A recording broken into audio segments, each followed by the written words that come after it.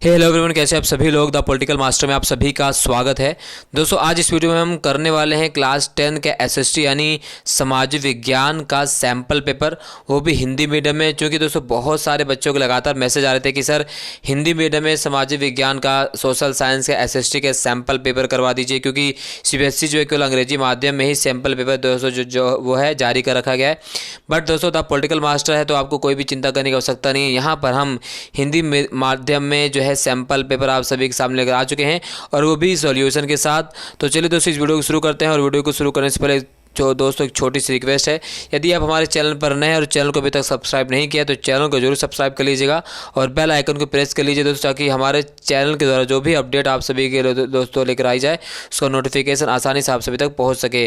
तो यहाँ पर दोस्तों देख सकते हैं कि सैम्पल पेपर में कुछ जो है यहाँ पर जो है निर्देश दिए गए हैं, दिशा निर्देश दिए, जैसे आपको पता है पहले भी। तो यहाँ पर यह प्रश्न पत्र 5 खंडों में विभाजित है। खंड का, खंड खा, खंड गा, खंड घा एवं खंड ढ़ा में इस प्रश्न पत्र में कुल 13 प्रश्न हैं, और सभी प्रश्न जो दोस्तों क्या है, सभी प्रश्न जो है अनिवार्य हैं। यदि भी कुछ प्रश्नों में आंतरिक चयन उपलब्ध है और उनमें से किसी एक प्रश्न को ही करना है हमें, और प्रश्नों के सामने उनके अंक जो है निर्धारित किए गए हैं। खंड का में प्रश्न संख्या 1 से लेकर 5 तक 2 अंक वाले हैं। इन्हें अति लघु उत्तरीय प्रश्न कहा गया, और इनका जो उत्तर आपको देना है 40 शब्दों में।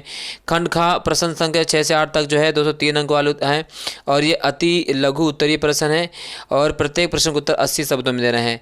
खंड गा की अगर हम बात करें तो 9 एवं 10 में 5 अंक वाले अति दीर्घ उत्तरीय प्रश्न है, और प्रत्येक प्रश्न का उत्तर 120 शब्दों में से अधिक नहीं होना चाहिए। खंड घा में अगर हम बात करें 11 और 12 जो है स्रोत आधारित प्रश्न है, और खंड ढ़ा में जो है दोस्तों प्रश्न संख्या 13 जो है वो मानचित्र पर आधारित है। तो इस तरह से दोस्तों आपके सीबीएसई का जो पेपर होने वाला है टर्म 2 का 26 अप्रैल से एसएसटी के सामाजिक विज्ञान, वहाँ पर 13 क्वेश्चन पूछे जाएंगे। तो चलिए दोस्तों इस वीडियो को शुरू करते हैं। और इस सैम्पल पेपर जो पहला क्वेश्चन है खंड का में क्या पूछा गया है, सविनय अवज्ञा आंदोलन में महिलाओं की भूमिका को उल्लेख कीजिए।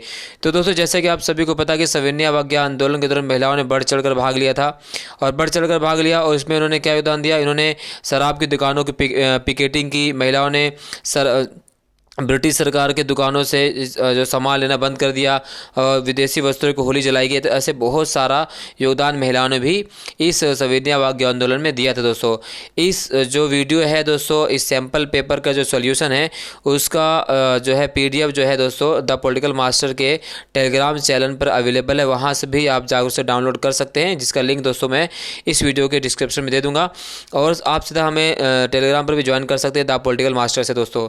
दूसरा क्वेश्चन पूछा गया रसायन उद्योग के महत्व की विवेचना कीजिए। क्वेश्चन नंबर 2 क्या पूछा गया है, रसायन उद्योग के महत्व की विवेचना कीजिए। भारत में राजनीतिक दलों में सुधार हेतु कोई 2 उपाय बताइए। तो भारत में राजनीतिक दलों में अगर हम सुधार की बात करें तो दोस्तों राजनीतिक दलों में जो अपराधी का राजनीतिकरण और राजनीतिक अपराधीकरण होता है, ये 2 बहुत महत्वपूर्ण चीज़ें हैं, इसको सुधारा जाना चाहिए। साथ ही साथ अगर हम बात करें तो आजकल राजनीतिक दलों में जो है दोस्तों पैसे के माध्यम से जो है टिकट प्रदान करना, या वहाँ पर जो है भाई भतीजावाद की उत्पत्ति होना, ये कई समस्याएं हैं। हालांकि चुनाव आयोग जो है समय समय पर सारी बातें बताता रहता है, तो चुनाव आयोग द्वारा जो भी नियम बनाए जो उसका पालन करना चाहिए। सो ये कई जो समस्याएं हैं, इन 2 सुधारों को हमें देखना चाहिए। इसके अलावा दोस्तों बैंक द्वारा यहाँ पर देख सकते हैं क्वेश्चन नंबर 4 में पूछा गया है, मिलान कीजिए स्तंभ का और स्तंभ खा यहाँ पर दिया गया है। तो बैंक द्वारा दिया गया ऋण, वस्तु के बदले वस्तु का लेन देन। तो दोस्तों बैंक द्वारा जो ऋण दिया गया, क्या कहाँ से मिलान करेंगे दोस्तों, तो बैंक द्वारा जो ऋण दिया गया इसे हम क्या करेंगे, औपचारिक स्रोत में, और वस्तु के बदले वस्तु का लेन देन कहाँ जाएगा दोस्तों, वस्तु विनिमय में। ठीक है, इस तरह से मिलान करना है दोस्तों। ठीक है, चलिए नेक्स्ट क्वेश्चन, सीमांत सड़कों का क्या महत्व लिखिए। तो सीमांत सड़कों का दोस्तों महत्व आपको पता ही है कि दुर्गम स्थानों पर जाने के लिए जो है बॉर्डर जो रोड है उसके माध्यम से वहाँ दुर्गम स्थानों पर जा सकते हैं, और जो सैनिकों के लिए रसद पहुंचाने का और जो है उनके लिए जो है सैनिक साजो सामान पहुंचाने के लिए सीमांत सड़कों का काफ़ी योगदान है। और भारत के जो सीमावर्ती इलाकों में अगर हमें जाना है तो सीमांत सड़कों के माध्यम से वहाँ पहुंचा जा सकता है। तो ऐसे देखा जाए तो जो है दोस्तों रक्षा के माध्यम से और राजनीतिक हिसाब जो है सीमांत सड़कों काफ़ी बड़ा महत्व है। ठीक है, अगला क्वेश्चन पूछा गया कि वैश्वीकरण के भारतीय अर्थव्यवस्था पर पड़ने वाले सकारात्मक प्रभाव के उदाहरण सहित व्याख्या कीजिए। तो दोस्तों जैसे कि आप सभी को पता है कि वैश्वीकरण का अर्थ क्या होता है। वैश्वीकरण का अर्थ होता है वस्तु जी हाँ, वस्तु, ठीक है, श्रम, ठीक है, वस्तु, श्रम, मानव और पूंजी का स्वतंत्र प्रवाह, इसे हम क्या कहते हैं, वैश्वीकरण कहते हैं।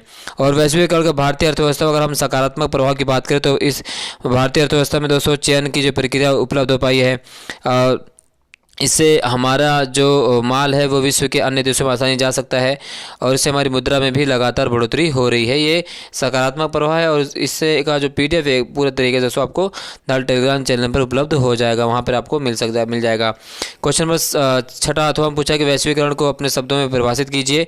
इसी प्रकार से प्रश्न नंबर 7 पूछा गया, भारत में ब्रिटिश साम्राज्य भारतीयों के सहयोग से स्थापित हुआ था और ये शासन इसी सहयोग के कारण चल पा रहा है।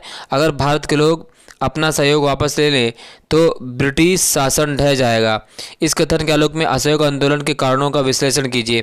तो दोस्तों यहाँ पर महात्मा गांधी जो है असहयोग आंदोलन, जैसे कि आपको पता है कि असहयोग आंदोलन को चौरा चौरी हत्याकांड के बाद जो वापस ले लिया गया था और इसके बाद महात्मा गांधी ने कहा चूँकि अगर हम ब्रिटिश सरकार हर मामले में असहयोग कर देंगे तो वो ब्रिटिश सरकार हम पर शासन नहीं कर पाएगी, क्योंकि वास्तव में ब्रिटिश सरकार हमारे लोगों द्वारा ही हम पर शासन कर रही थी। ऐसे में अगर हम ब्रिटिश सरकार के हर बताए गए नियमों को उल्लंघन करें, उनका हम असहयोग करें तो ब्रिटिश सरकार हम पर शासन नहीं कर पाएगी। और इसको इस चैप्टर को मैंने बाखूबी दोस्तों पूरी तरह समझा रखा है। इसका वीडियो का जो लिंक है दोस्तों आपको डिस्क्रिप्शन में दे दूँगा, या आप सीधा हमारे जो पॉलिटिकल मास्टर का प्ले लिस्ट है क्लास 10 का, वहाँ पर भी आपको ये वीडियो मिल जाएगी दोस्तों। इसी प्रकार से क्वेश्चन नंबर 8 पूछा गया है, लोकतंत्र आर्थिक असमानताओं को कम करने में सफल नहीं रहा। लोकतंत्र आर्थिक असमानताओं को कम करने में सफल नहीं रहा, क्या आप इस कथन से सहमत है? न्यायोचित ठहराइए। तो दोस्तों वास्तव में अगर हम बात करें तो लोकतंत्र जो है आर्थिक असमानताओं को कम करने में इतना ज़्यादा सफल नहीं रहा जितना होना चाहिए, क्योंकि अभी वर्तमान की जो परिस्थिति आप देख ही सकते हैं कि अमीर और अधिक अमीर हो चुका है, गरीब और गरीब होता जा रहा है और जो संसाधनों का बंटवारा है वो सही प्रकार से नहीं हो पा रहा है। ठीक है, ऐसे में आप इसको आगे देख सकते हैं। क्वेश्चन नंबर 9, राजनीतिक दलों का उदय प्रतिनिधित्व पर आधारित लोकतांत्रिक व्यवस्था के उभार के 5 साथ जुड़ा है। क्या आप सहमत हैं? अपने उत्तर के समर्थन में तर्क दीजिए अथवा वर्तमान में राजनीतिक दलों के समक्ष चुनौती की व्याख्या कीजिए। ठीक है दोस्तों, ये भी क्वेश्चन काफ़ी इंपॉर्टेंट है। इसको भी दोस्तों हमने राजनीतिक दलों वाले से हमको करवा रखा है, हमने करवा दिया आप सभी को। बैंकों एवं सहकारी समितियों को भारत के ग्रामीण क्षेत्रों में साख की गतिविधियों को बढ़ाने की आवश्यकता है। उचित तर्कों के साथ कथन की व्याख्या कीजिए। अथवा भारत की अधिकांश जनता अभी भी ऋण के लिए अनौपचारिक स्रोतों पर ही निर्भर है, क्यों? ठीक है, इसी प्रकार क्वेश्चन पूछा गया है दोस्तों खंड सेक्शन डी में। तो नीचे दिए गए अनुच्छेद को पढ़िए एवं पूछे गए प्रश्नों को उत्तर दीजिए। तो यहाँ पर दिया गया दोस्तों 1928 में जब साइमन कमीशन भारत पहुँचा तो उसका स्वागत साइमन वापस जाओ के नारे से किया गया। कांग्रेस और मुस्लिम लीग समेत सभी पार्टियों ने प्रदर्शनों में हिस्सा लिया और इस विरोध को शांत करने के लिए वायसराय लॉर्ड इरविन ने अक्टूबर 1929 में भारत के लिए डोमिनियन स्टेटस का गोलमेज सम्मेलन का ऐलान कर दिया। उन्होंने इस बारे में कोई समय सीमा भी नहीं बताई। उन्होंने सिर्फ इतना कहा कि भावी संविधान के बारे में चर्चा करने के लिए गोलमेज सम्मेलन आयोजित किया जाएगा। इस प्रस्ताव से कांग्रेस के नेता संतुष्ट नहीं थे और जवाहरलाल नेहरू और सुभाष चंद्र बोस के नेतृत्व में कांग्रेस को तेज तर्रार खेमा आक्रामक तेवर अपनाने लगा था। उदारवादी और मध्यवर्गीय नेता ब्रिटिश डोमिनियन के भीतर ही संवैधानिक व्यवस्था के पक्ष में थे, लेकिन इस खेमे का प्रभाव घटता जा रहा था। दिसंबर 1929 में जवाहरलाल नेहरू की अध्यक्षता में कांग्रेस के लाहौर अधिवेशन में पूर्ण स्वराज की मांग को औपचारिक रूप से मान लिया गया और तय किया गया कि 26 जनवरी 1930 को स्वतंत्रता दिवस को भी मनाया जाएगा और उस दिन लोग पूर्ण स्वराज के लिए संघर्ष की शपथ लेंगे। और इस दिवस के रूप, ठीक है, इस उत्सव की ओर बहुत ही कम लोगों को ध्यान दिया। अब स्वतंत्रता के इस अमूर्त विचार को रोजमर्रा की जिंदगी के ठोस मुद्दों से जोड़ने के लिए महात्मा गांधी को कोई और रास्ता ढूंढना था। डोमिनियन स्टेटस का क्या अर्थ है? गोलमेज सम्मेलन क्यों आयोजित किया गया और 1929 में कांग्रेस के लाहौर में अधिवेशन का क्या महत्व है दोस्तों। ठीक है, इस तरह से आपको जो है स्रोत आधारित क्वेश्चन दोस्तों जो फर्स्ट चैप्टर से पूछा गया है, 4 नंबर के भी है। इसके साथ अगला है दोस्तों जो क्वेश्चन पूछा गया है, नीचे दिए गए अनुच्छेद को पढ़िए और पूछे गए प्रश्नों को उत्तर दीजिए।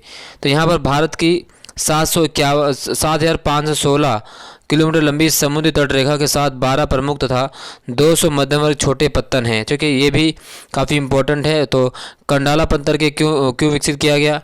जवाहरलाल नेहरू पत्तन को क्यों विकसित किया गया, पत्तन देश के विकास में किस प्रकार योगदान करते हैं। ये सारी चीज़ें दोस्तों हमने अपने प्रवाह वाले चैप्टर में अच्छे प्रकार समझ रखा है। ठीक है, इसी प्रकार दोस्तों सेक्शन ई में यहाँ पर प्रश्न नंबर 13 मैप पूछा गया है कि भारत के राजनीतिक मानचित्र में बिंदु ए से एक स्थान अंकित किया गया है। इस बिंदु को निम्नलिखित जानकारी की सहायता से पहचानिए और उसका सही नाम मानचित्र पर खींची गई रेखा पर लिखिए। वह स्थान जहाँ महात्मा गांधी ने कृषक सत्याग्रह आरंभ किया, तो वह है, ठीक है। अगला वह स्थान जहाँ महात्मा गांधी ने कृषक सत्याग्रह आरंभ किया वो कहाँ था दोस्तों, चंपारण बिहार। ठीक है, भारत के उसी राजनीतिक रेखा मानचित्र में निम्नलिखित उपयुक्त चिन्हों से दर्शाइए। कोचीपत्तन अथवा नेताजी सुभाष चंद्र बोस अंतर्राष्ट्रीय हवाई पत्तन। ठीक है, और कलपक्कम आणविक संयंत्र। इसी पर उस स्थान का नाम लिखिए जहाँ महात्मा गांधी ने कृषक सत्याग्रह किया। तो ये दोस्तों जो क्वेश्चन है ये सारा मैप वाला है दोस्तों, तो ये इम्पोर्टेंट है। तो ये दोस्तों आपका हिंदी में सैम्पल पेपर क्लास 10 एसएसटी समाज विज्ञान। वीडियो अच्छी लगी हो तो जरूर लाइक कीजिएगा, शेयर कीजिएगा। द पॉलिटिकल मास्टर को जरूर सब्सक्राइब कीजिए। और अगर आपको दोस्तों इस सैम्पल पेपर का पूरा सॉल्यूशन पीडीएफ में चाहिए तो आप हमारे टेलीग्राम चैनल पर हमें फॉलो कीजिए, वहाँ पर आपको इसका सैम्पल पेपर का सॉल्यूशन मिल जाएगा। और इसके अलावा दोस्तों हम इसका एक वीडियो भी बनाएंगे जहाँ से आप आराम से उसे देख सकते हैं। वीडियो देखने के लिए बहुत बहुत धन्यवाद दोस्तों। वीडियो को लाइक कीजिए, शेयर कीजिए। मिलते हैं नेक्स्ट वीडियो में, धन्यवाद।